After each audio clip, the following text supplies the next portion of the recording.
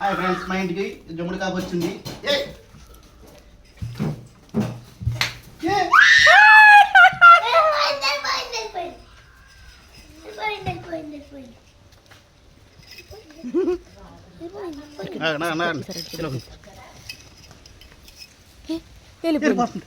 పట్టుకురా పట్టుకో.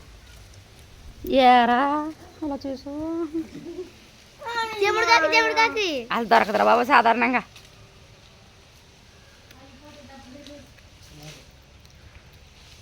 అయిపోయి దొరికేసింది. అది అదృష్టం ఇంట్లోకి వచ్చింది కాబట్టి దొరికింది. మా ఇంటికి జమ్ముడు కాకు వచ్చిందండి. చూడండి జమ్ముడు కాకిని. గుడ్ల కొవ్వులాగా ఉందిరా బాబా. జిగుడు కాకనా దీన్ని జమ్ముడు కాక అంటారంటండి. సేమ్ కోయిల్లా ఉంటుంది కానీ కోయిలు కాదు. ఆ ముట్టెట్టి దేన్నైనా పొడిచే సామర్థ్యం ఉంటుందండి. ముట్టు చూడండి ఎంత షార్ప్గా ఉందో.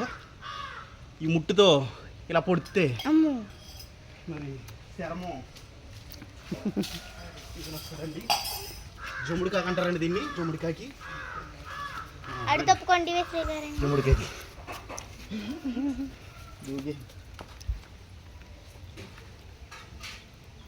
ఇదిగోండి జమ్ముడు కాకి.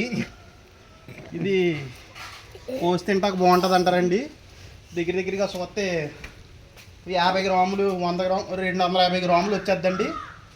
1 కేజీ రాదు కానీ 100 గ్రాములు వస్తుందండి. మరి బాలింతలకే సోలింతలకే బాగుంటుందంట. పాపం ఇది 2 రోజుల నుంచి వాష్రూమ్కి వెళ్ళలేదేమో, వాసన కింద ఉంది.